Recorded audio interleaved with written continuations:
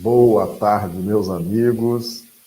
Estamos dando início à nossa live dessa quarta-feira, dia 2 de outubro de 2024. Nossas lives acontecem diariamente, às terças, quartas e quintas-feiras, nesse horário, 17 horas, horário de Brasília, 15 horas, horário do Acre. E nossas transmissões são simultâneas para as plataformas do YouTube, do Facebook e do Instagram. Os amigos podem então buscar aí a melhor imagem, o melhor som, para acompanhar com qualidade os nossos estudos. Então vamos dar início, cumprimentando aqui os amigos do chat do YouTube, a Maria de Fátima Cunha, que nos acompanha de Volta Redonda, no Rio de Janeiro. Bem-vinda, Maria de Fátima. O Denival Guilherme, que nos acompanha de Bauru, São Paulo. Seja bem-vindo, Denival. Os amigos estão chegando aqui também pelo Instagram, pelo Facebook. Sejam todos bem-vindos. Que tenhamos uma tarde maravilhosa, né, com muitas reflexões acerca do Evangelho à luz da doutrina espírita. Muito bem, então nós estamos fazendo o estudo do sermão profético. E no sermão profético nós temos muitas revelações de Jesus acerca da gestão planetária, envolvendo especificamente duas áreas da Trindade Universal. Né? A Trindade Universal é Deus, Espírito e Matéria. Então, no sermão profético, em Mateus capítulo 24, Jesus fala muito dessa relação entre espírito e matéria. Então, nós estamos fazendo análise de 14 versículos, né, do sermão profético, que temos aí essas revelações de Jesus. Então, eu vou ler aqui para a gente contextualizar, e em seguida a gente começa aí o estudo dos textos propriamente ditos, né? Então, Mateus 24, versículos de 1 a 14, é o sermão profético. E quando Jesus ia saindo do templo, aproximaram-se dele os seus discípulos para lhe mostrarem a estrutura do templo. Jesus, porém, lhes disse: Não vedes tudo isto? Em verdade vos digo que não ficará aqui pedra sobre pedra que não seja derrubada. E estando assentado no Monte das Oliveiras, chegaram-se a ele os seus discípulos em particular, dizendo: Dize-nos, quando serão essas coisas, e que sinal haverá da tua vinda e do fim do mundo? E Jesus respondendo disse-lhes: Acautelai-vos, que ninguém vos engane. Porque muitos virão em meu nome, dizendo: Eu sou o Cristo, e enganarão a muitos. E ouvireis de guerras e de rumores de guerras. Olhai, não vos assusteis, porque é necessário que isso tudo aconteça, mas ainda não é o fim.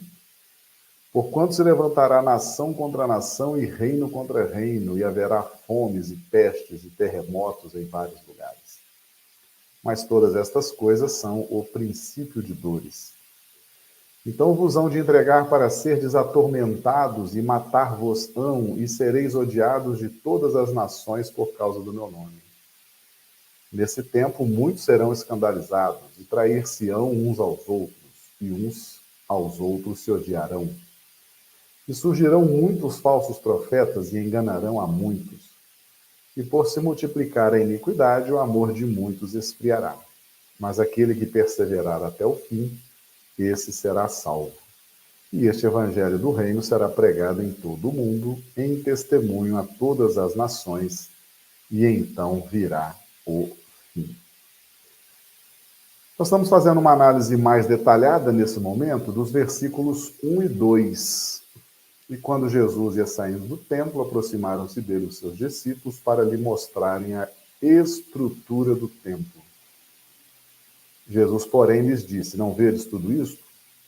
Em verdade vos digo que não ficará aqui pedra sobre pedra que não seja derrubada. Meus amigos, nós temos então a questão das estruturas, né? A estrutura do templo, que é o que abre o sermão profético, né? Então, isso aí merece a nossa análise, né? Nós vamos trazer aqui o texto do espírito Leon Denis. Está no livro Ainda Não É o Fim. Esse livro, eu tenho falado desse livro, esse livro ficou muito bom. São 14 versículos, os 14 versículos iniciais do Sermão Profético, e cada versículo é analisado por 3 espíritos: Bezerra de Menezes, Honório Abreu e Leon Denis. É um livro que foi psicografado pela médium Janaína Farias, lá da equipe do Grupo Ser, né, da editora Ser. Então, veja bem, aqui nós estamos fazendo a análise do versículo 1º, né, a interpretação de Leon Denis. E ele fala da estrutura vertical da evolução e da estrutura horizontal da evolução. O nosso tema hoje, nós vamos trabalhar um pouquinho mais a estrutura vertical da evolução. Tá? Então, veja bem. De quando em quando mudaremos nossas roupagens novamente através das múltiplas experiências reencarnatórias, em ricas excursões às terras do transcendente, por causa da enxertia que estamos todos submetidos, seja pela misericordiosa oportunidade de partilhar com os mais experimentados, seja pelo instinto que nos garante a incursão nas presunções do supranormal, conforme adivinhamos por conta de nossa estrutura íntima. Em verdade, a criatura possui, desde os primeiros movimentos na criação, meus amigos, toda vez que aparece esse termo em verdade, isso é uma revelação, tá certo? Uma revelação espiritual importante. Em verdade, a criatura possui, desde os primeiros movimentos da criação, 2 estruturas, 2 naturezas, ou mesmo, e melhor dizendo, 2 estruturas em desenvolvimento. Uma, a natureza divina, o DNA do Pai, a centelha da perfeição. Também a gente chama de centelha crística, que o conecta à geratriz das altas virtudes, que o identifica com o Pai e com tudo o que ultrapassa o éter e seus inumeráveis desdobramentos. Então, nós estamos falando aqui da estrutura vertical. A natureza divina, onde dormita e se agita a destinação sublime de cada ser, onde habita a vontade que rege a evolução multiuniversal e onde a vontade da criatura é fecundada e liberta. Por essa estrutura caminham os filhos de Deus para os braços cariciosos da verdadeira felicidade, e conectam-se a cada passo da longa jornada à verdade e ao amor que procedem do absoluto. É essa a verticalidade que cria, ao longo da escalada moralizadora, constantes poderosas que, somadas à equação individual, que cada ser cuida de desenvolver para si mesmo, impulsionam-no para o alto pelas hipérboles ascensionais.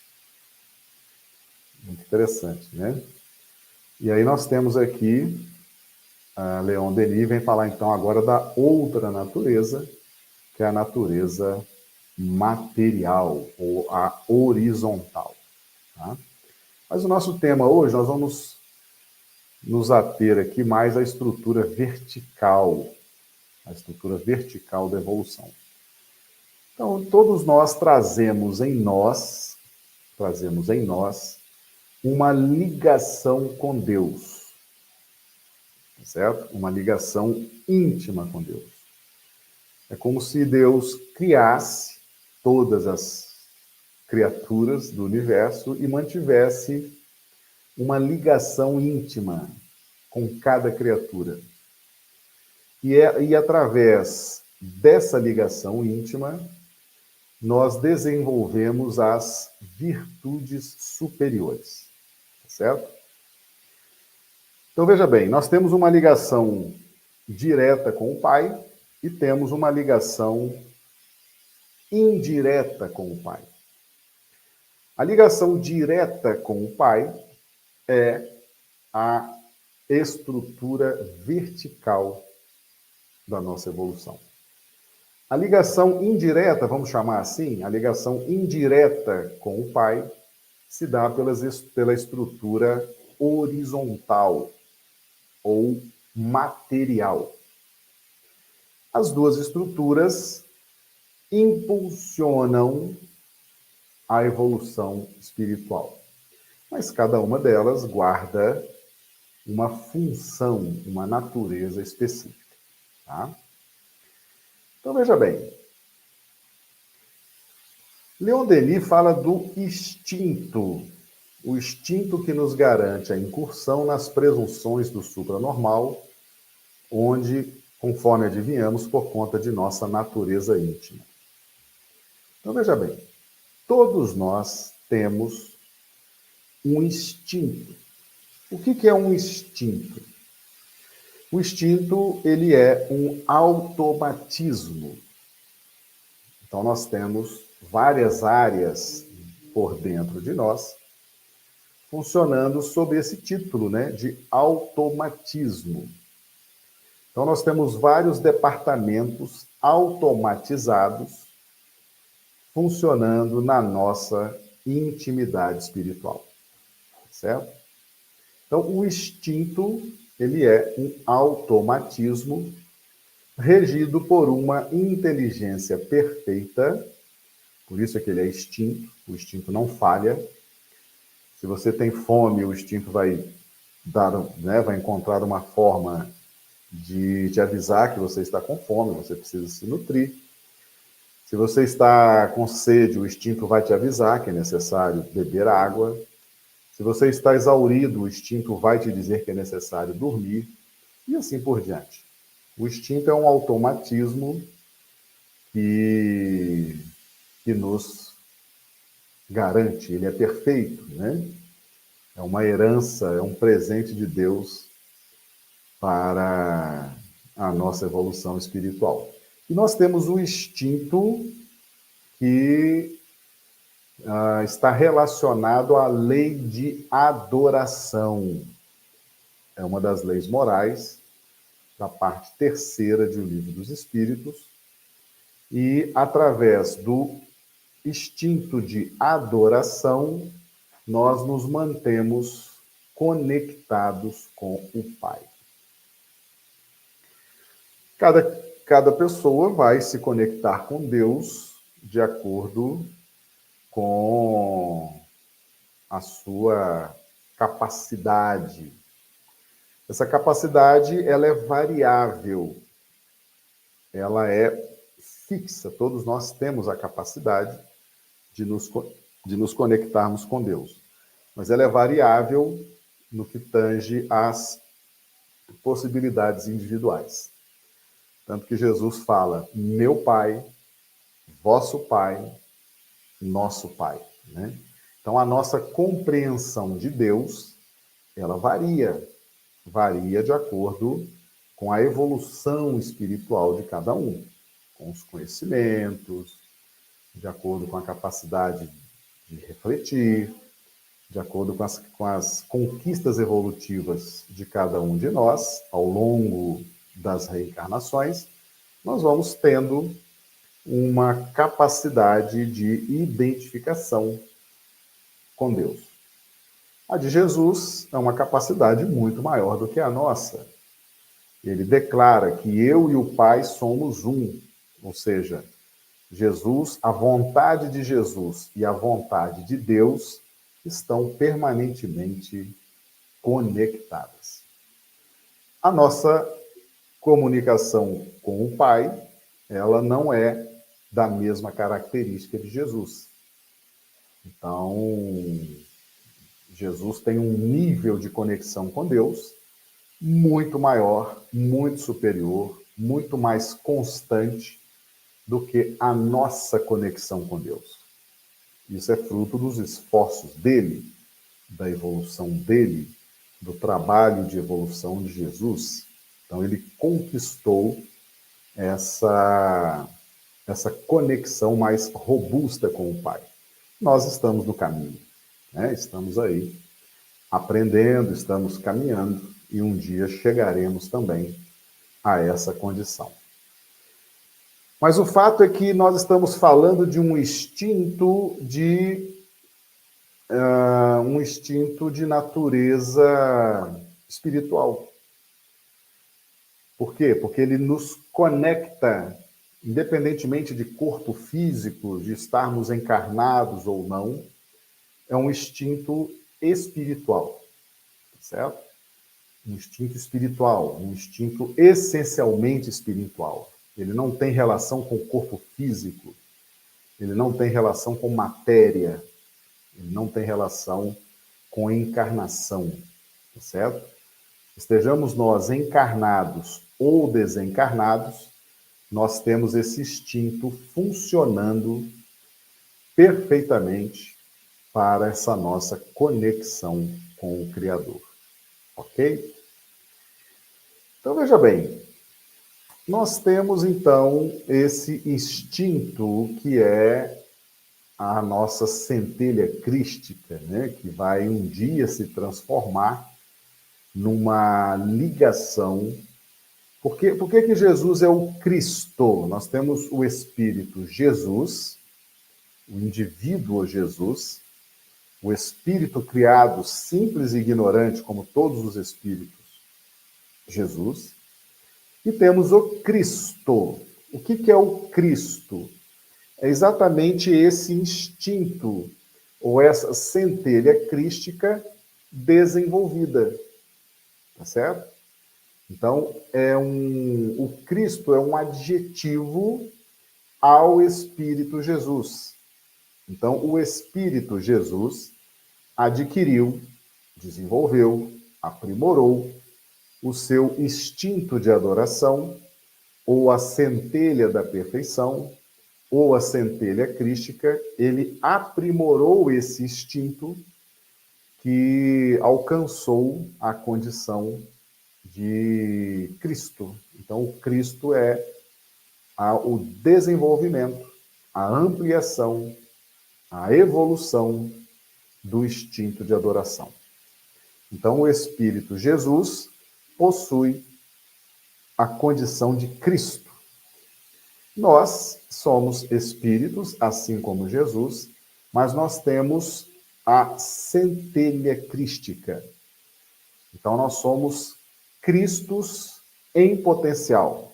Nós não somos Cristos consumados, né? Não adquirimos a condição de Cristos, ou o desenvolvimento do instinto de adoração num grau máximo, né?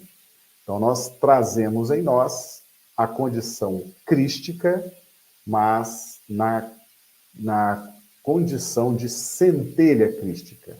É uma estrutura que está se desenvolvendo, é uma estrutura que está se aperfeiçoando e ainda tem aí muito que se desenvolver, muito que se aperfeiçoar, tá?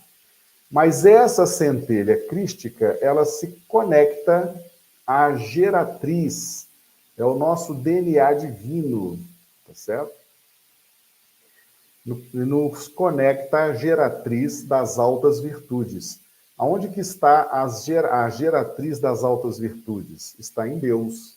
A geratriz é aquilo que gera, né? Então, as virtudes, elas existem no grau máximo em Deus. Então, a nossa centelha crística nos conecta à fonte, à geratriz dessas altas virtudes. As altas virtudes estão num grau absoluto em Deus. Isso nos identifica com o Pai, somos filhos de Deus, nos identifica com o Pai, todos nós temos essa conexão, e com tudo que ultrapassa o éter e seus inumeráveis desdobramentos, tá? Então, a nossa centelha crística, ela ultrapassa o fluido cósmico universal, ela ultrapassa as expressões de matéria, ela ultrapassa tudo que seja relacionado às estruturas materiais, tá certo? São coisas que não se misturam. A nossa conexão com Deus independe de estrutura material, independe não há barreiras materiais capazes de criar obstáculos para essa conexão com o Pai. Ou seja, a centelha crística, ela é autônoma, ela tem autonomia, ela tem independência e ela é um instinto de adoração. Não tem relação com estruturas materiais, ela é superior às estruturas materiais.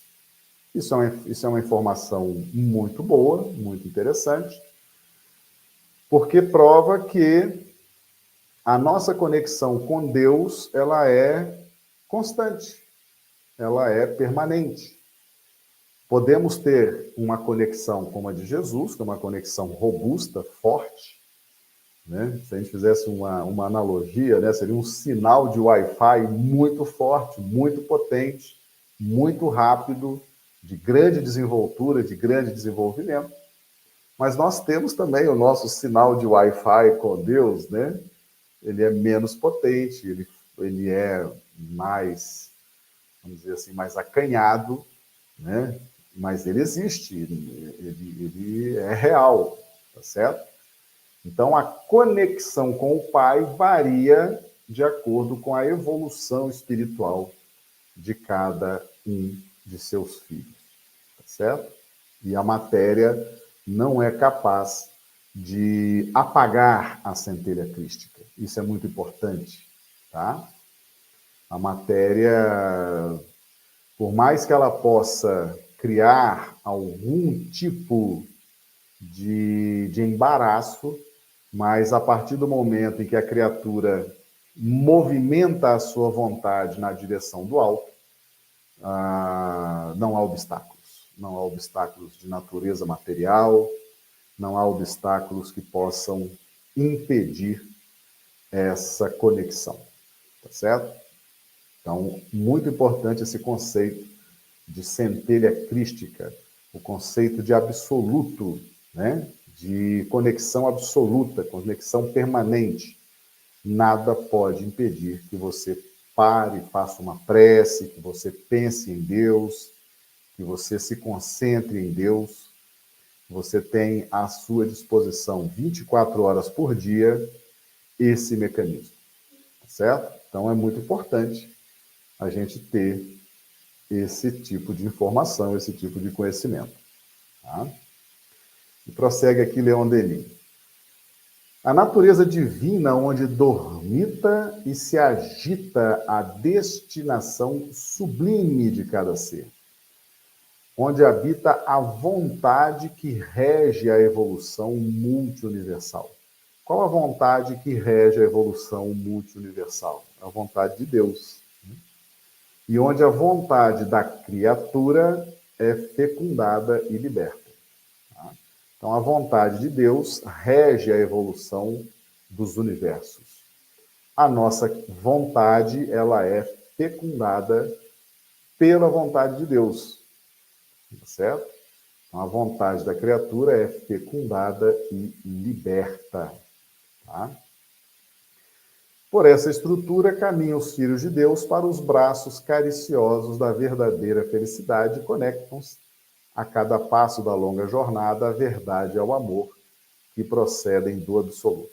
É essa a verticalidade que cria, ao longo da escalada moralizadora, constantes poderosas que, somadas à equação individual que cada ser cuida de desenvolver para si mesmo, impulsionam-no para o alto, pelas hipérboles ascensionais.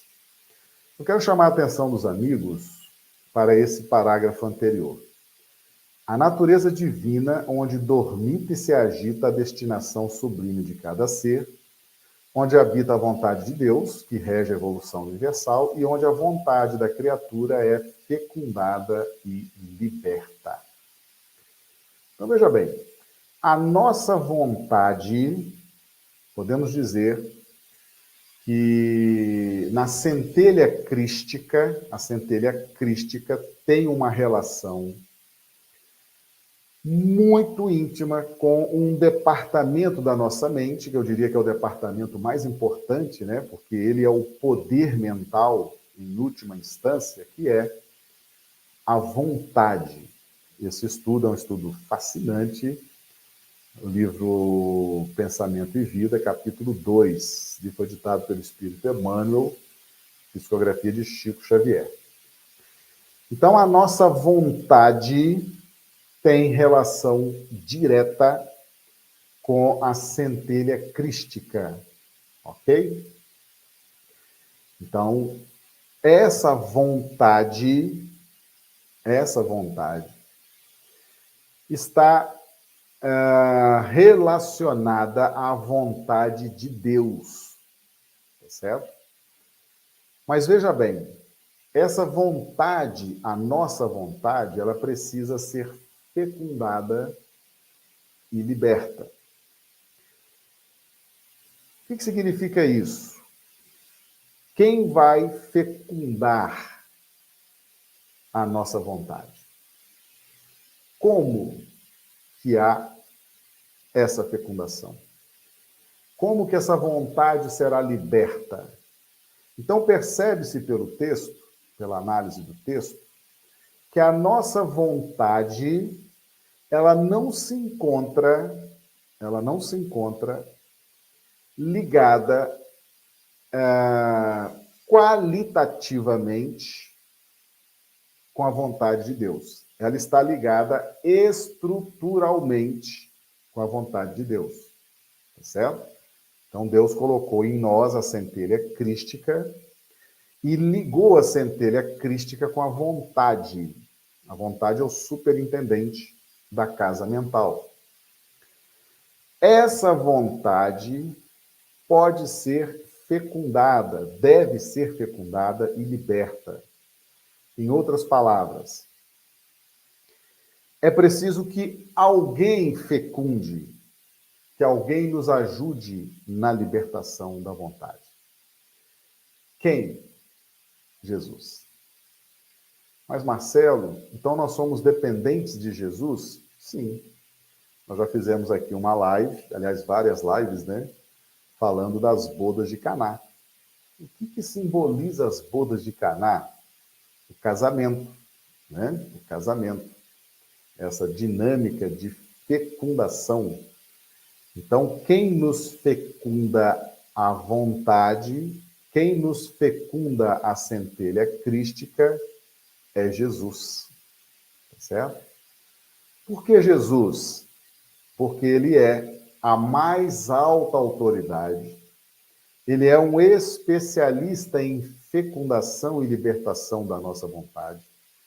Ele já é um Cristo.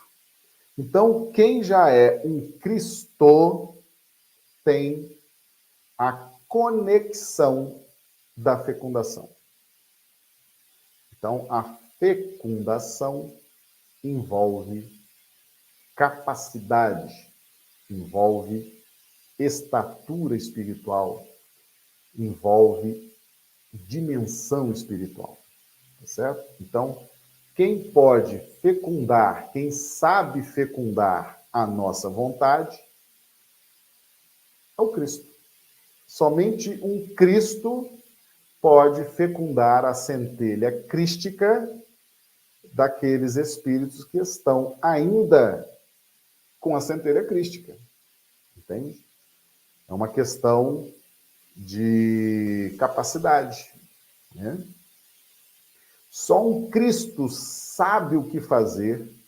Então, perceba-se que a fecundação da nossa vontade, ligada à nossa vontade à centelha crística, ela exige perícia, ela exige capacidade, ela exige competência, tá certo? Porque se nós colocarmos a nossa vontade para ser fecundada por quem não é um Cristo, nós vamos ter fecundidade, vamos ter algum tipo de dinâmica de fecundação, que pode ser uma grande tragédia na nossa vida, né? A depender de onde você coloca a sua vontade, a depender da direção que você dá à sua vontade, você estraçalha a sua evolução espiritual. Você cria verdadeiras situações bombásticas para a sua evolução espiritual. Muitas vezes influenciado por alguém, influenciado por uma pessoa, influenciado por um grupo de pessoas, influenciado por um tipo de pensamento filosófico, um tipo de pensamento esquisito, né? Então, a vontade tem a capacidade de ser fecundada, tá certo? Então, essa fecundação da vontade exige capacidade, perícia, competência. E como a vontade está ligada diretamente ao Cristo, é necessário que haja alguém que já seja um Cristo para fazer esse trabalho. Mas, Marcelo, então nós somos dependentes de Jesus? Total. Você não dá um passo na sua evolução, você não cresce na sua evolução, se Jesus não fizer o trabalho dele. Se você não permitir que Jesus faça o trabalho dele, você vai ficar estacionado na evolução. Entende? Então, a nossa dependência da fecundação de Jesus, ela é total. Total. Tá certo? A nossa vontade precisa ser fecundada e liberta. Ela pode ser fecundada e nos aprisionar. Olha só o texto aqui de Leon Denis. A natureza divina, onde dormita e se agita a destinação sublime de cada ser, onde habita a vontade que rege a evolução multiuniversal, ou seja, a vontade de Deus está dentro de nós, e onde a vontade da criatura é fecundada e liberta. Então, nós temos dois passos: fecundar e libertar. Eu posso ser fecundado, a minha vontade pode ser fecundada, mas eu posso me tornar um prisioneiro daquele pensamento, daquela filosofia. Então, fecundar já é uma ciência extraordinária. E fecundar para promover libertação é uma ciência muito mais do que extraordinária. Por isso, Jesus é figura importantíssima, indispensável, imprescindível na nossa evolução espiritual. Tá certo? Então, veja bem, a condição de Cristo, desse Espírito, que é Jesus, né, dá a ele a qualificação para os processos de fecundação, primeiro processo, e libertação, segundo processo. Tá? Então, todo o progresso planetário está nas mãos de Jesus. Ok? Então, importante a gente apresentar Jesus, né? Mostrar a importância desse Espírito, as qualidades desse Espírito. Tá? E prossegue aqui, então, Leon Denis. Por essa estrutura, caminham os filhos de Deus para os braços cariciosos da verdadeira felicidade e conectam-se a cada passo da longa jornada à verdade e ao amor. Então, veja bem, a verdadeira felicidade, né, por essa estrutura. Então, você quer ser feliz? Eu estou falando de felicidade verdadeira. Felicidade verdadeira, felicidade eterna, felicidade permanente. Tá certo? Então, nós nos conectamos à verdade e ao amor que procedem do absoluto. Então, a nossa conexão com Deus, ela envolve verdade e amor, envolve justiça e amor, envolve vida e amor. Tá? E essa verticalidade que cria ao longo da escalada moralizadora, então estamos falando de valores morais, valores espirituais, valores da essência do espírito. cria constantes poderosas, tá? Que, somadas à equação individual que cada ser cuida de desenvolver para si mesmo, impulsionam para o alto pelas hipérboles ascensionais. Então, veja bem, o que acontece aqui? Constantes poderosas. Vamos analisar esse conceito. O que é constante? Constantes poderosas. Constante é aquilo que dura. Aquilo que é constante é aquilo que dura, que está sempre disponível, né? Se você tem algo que é constante na sua vida, ele está sempre disponível, está sempre ali para te servir, te auxiliar, está sempre com você, constante, né? Então, na medida em que vamos nos moralizando nas pautas do Evangelho, nós vamos criando constantes poderosas, vamos criando um estado permanente de felicidade, um estado permanente de compreensão, de verdade, de amorosidade, tá certo? Então, essa constante poderosa, ela é a base para a gente trabalhar qualquer equação individual que queiramos para a nossa vida. Então, por exemplo, eu quero ser um excelente pai de família, uma excelente mãe de família, quero ser um excelente chefe na minha empresa, quero ser um trabalhador exemplar na casa espírita, quero fazer. Então, eu vou começar a estudar, vou começar a me empenhar, vou começar a fazer escolhas, vou começar a tomar decisões que são variáveis, né? Que estão de acordo com o momento que eu estou vivendo. Mas na medida em que eu me evangelizo, na medida em que eu me moralizo, eu vou criando constantes poderosas para trabalhar, por exemplo, na profissão que eu quiser. Qualquer profissão que eu estiver, eu serei um excelente profissional. Ético, competente, dedicado. Eu posso criar constantes poderosas para ter uma família. Serei um excelente marido, uma excelente esposa, um pai exemplar, uma mãe exemplar, um filho carinhoso. Então, eu faço minhas escolhas. Quero ter família, quero ter emprego, quero ter uma casa religiosa, quero desenvolver isso. São as equações individuais que nós escolhemos para a nossa evolução espiritual. Deus nos dá essa liberdade de nós fazermos escolhas, né? De decidirmos o que nos apraz, decidir o que é importante para a nossa evolução espiritual. Nós temos essa possibilidade de escolha. Mas, na medida em que vamos nos conectando com Deus, o que nós escolhermos, nós vamos fazer bem feito. Aquilo vai ser muito gratificante para nós. Então, veja bem, estar conectado com Deus, estar conectado com a vontade de Deus, cria saúde, cria disposição, cria foco, cria concentração. Você terá mais saúde, inclusive saúde física, para desempenhar aquilo que você escolheu. Você escolheu um trabalho, você terá mais saúde física para aquele trabalho, você terá mais disposição, você escolheu família, criar uma família, você escolheu participar de uma atividade numa casa espírita, você escolheu. Mas se você estiver evangelizado e conectado com Deus, tudo aquilo vai ser muito bem feito. Você vai ser muito bem aceito, muito bem compreendido, muito bem.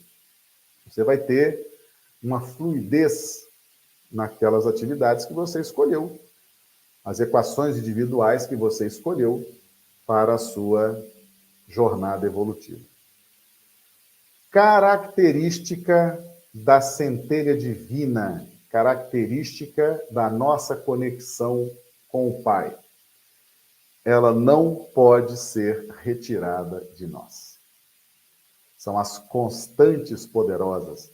A estrutura da centelha crística cria constantes poderosas. Você é, a partir dessa estrutura, Você é um indivíduo com identidade, uma identidade permanente, uma estrutura de conexão com o divino permanente.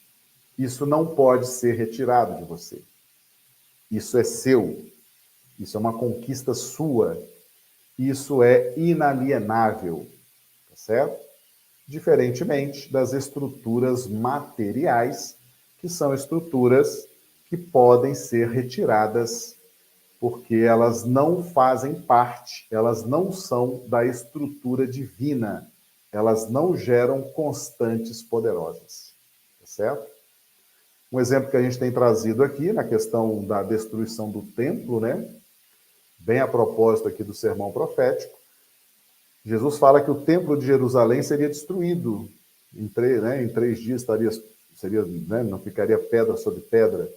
E realmente no ano 70 da era cristã, o templo de Jerusalém foi destruído por Tito. A estrutura física foi destruída por Tito. Então, Roma destrói as estruturas do templo de Jerusalém. E quando nós pegamos os princípios de interpretação trazidos no Evangelho segundo o Espiritismo, um dos princípios de interpretação mais importantes para as nossas análises é o seguinte: aquilo que pode ser retirado de você não é seu. Se aquilo pode ser retirado de você, então é uma estrutura material, é uma estrutura temporária, é uma estrutura precária. Se pode ser retirado, então, na medida em que o Templo de Jerusalém foi destruído por Tito, significa que ele foi retirado da cultura judaica, né? Então, embora possa ter sido construído depois, e ele existe, né, até hoje, mas a destruição do Templo de Jerusalém mostra que aquilo era uma estrutura material fornecida pelo governo espiritual do planeta, porque foi retirada da cultura judaica, foi destruído. Entende? Então, se foi destruído, não era da essência judaica. Não era algo que pudesse... Era algo que poderia ser retirado, como foi, e foi destruído. Não era algo da essência do povo judeu. Não era algo incorporado à cultura permanente do povo de Israel. Tá certo? E isso tem uma simbologia muito grande. Por quê? Porque houve uma transferência dessa bandeira, né? Então você tem o Velho Testamento, você tem a Bíblia, o Velho Testamento, que as pessoas falam, mas isso é a cultura judaica. Não, isso não é cultura judaica. Tanto que foi retirado, foi passado para os romanos, entende? Então você tem todo o Velho Testamento, que não era judeu, embora fosse oferecida na cultura judaica. Nós estamos falando aqui de filosofia e sociologia, hein? Embora toda aquela estrutura do Velho Testamento fosse oferecida à cultura judaica para os trabalhos de análise e redenção, elas eram estruturas materiais. Eram estruturas materiais. Tanto que foram retiradas. Elas foram retiradas e recolocadas. A mesma estrutura material foi retirada da cultura judaica e foi colocada agora para os arianos romanos. O Velho Testamento, sabia que a Bíblia, ela traz todo aquele compêndio do Velho Testamento, mais o Novo Testamento, as cartas de Paulo, Apocalipse. Quem é que forneceu essa estrutura material das revelações, dos textos? Jesus. O judeu não valorizou o Novo Testamento. E tem um princípio básico também de interpretação filosófica, sociológica, no Evangelho segundo o Espiritismo, que retrata o Novo Testamento, que diz o seguinte: aquele que muito tem, muito lhe será dado. Aquele que nada tem, ainda lhe será retirado. O que significa isso? As estruturas materiais são oferecidas.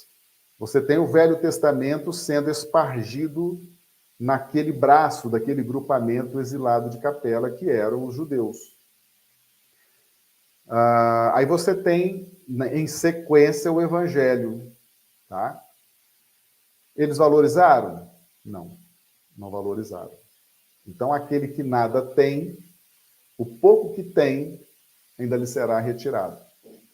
E foi, então, transplantada essa bandeira para o ariano romano. Foi quando Roma recebe do Cristo toda essa estrutura de revelações, todos esses textos, toda essa questão para o prosseguimento do projeto de orientação, de iluminação, de redenção espiritual. Tá certo? Então, você tem aí... Aquilo que pode ser retirado não é estrutura relacionada à centelha crística e à vontade da criatura. Tá certo? Então, se as revelações foram retiradas do grupamento de capela dos judeus e passadas para outro grupamento de capela, que eram os arianos, é sinal que eram estruturas materiais. Estava ali à disposição para utilização, para uso do grupamento de capela, de cultura judaica, mas eles não valorizaram, eles não entenderam, eles não valorizaram, e ela então foi transposta para as estruturas dos arianos romanos, né? Que também não souberam lidar com a coisa, tanto que houve a reforma protestante, né? Houve ali uma quebra parcial daquelas estruturas, houve uma retirada daquelas estruturas, a formação de uma nova estrutura, e agora nós temos aí a doutrina espírita, né? Que traz o Velho Testamento, traz o Novo Testamento e traz todas as revelações da doutrina espírita, né? Se o movimento espírita, se a doutrina espírita, se nós não aproveitarmos todo esse material, são estruturas de templo, são estruturas materiais, né, que são oferecidas a nós para o nosso uso, para as nossas análises, para as nossas interpretações. Tá certo? Então, o que pode ser retirado de um povo, de um indivíduo, não é centelha crística, não é essência espiritual, não é da vontade da criatura. Porque o que é da vontade, o que é centelha da perfeição, isso é inalienável, isso o indivíduo vai levar com ele para sempre. Tá certo? Então, essa estrutura da verticalidade, ela independe... Eu acho que essa é a grande conclusão que nós devemos tirar dessa análise de hoje. Você está a todo momento, você pode ser rico, milionário, estar massacrado pelos compromissos financeiros, mas a partir do momento em que você se conecta com Deus, a estrutura funciona. Tá certo? Nada pode criar obstáculos, nada pode criar nenhum sufoco da matéria, nenhuma opressão da matéria, nada pode impedir o funcionamento, o acionamento da centelha crística na intimidade. Por isso, a estrutura vertical, ela está sempre disponível e ela poderá ser acionada por você, por mim, a qualquer momento, independentemente de qualquer outra situação que possa criar embaraços provisórios, temporários, à nossa individualidade. Tá certo? Mas o nosso tempo está aí chegando ao fim, né? E a gente então, já reforço o convite, né? Ó, tem um comentário aqui do Denival: procure o reino de Deus e o resto lhe será acrescentado. Seria isto, Marcelo? Exatamente, Denival. Exatamente. Na nossa conexão com Deus, né, na medida em que a gente se evangeliza, na medida em que a gente se moraliza, tudo que a gente fizer vai ser gratificante para nós.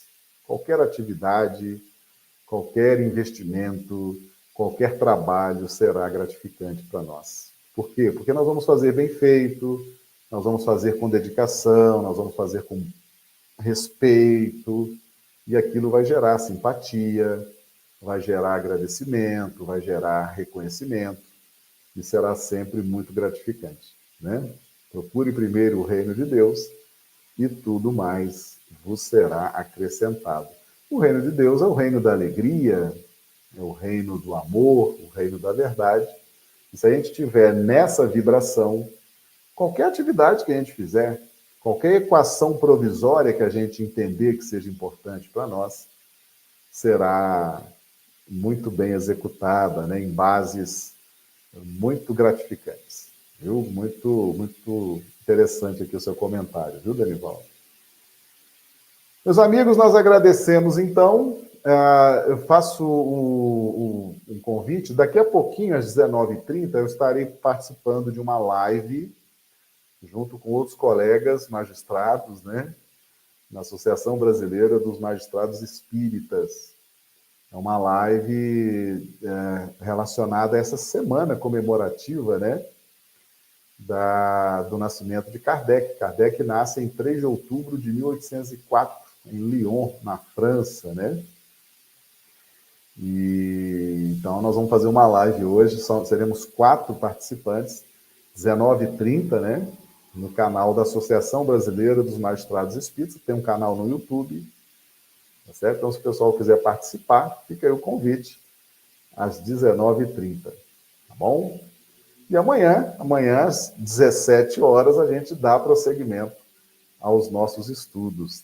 Estou vendo aqui um comentário da Ide Moreira no Instagram. Eu que o diga, minha vida sempre melhorou na saúde, no financeiro e relacionamentos. Olha aí, a Ide Moreira, né? Buscai primeiro o reino de Deus e tudo mais vos será acrescentado. Exatamente, Ide Moreira está aqui também, dando a sua contribuição, o seu testemunho, né? A Márcia aqui, gratidão, muito bem. Então, meus amigos, fica o convite para amanhã. Hoje nós estudamos a estrutura vertical, né? Amanhã nós vamos estudar detalhes da estrutura horizontal, tá certo? A forma indireta, né? Podemos definir assim, a forma direta de conexão com Deus, a estrutura vertical, a forma indireta, a estrutura horizontal. Vamos trabalhar esse tema amanhã, tá certo?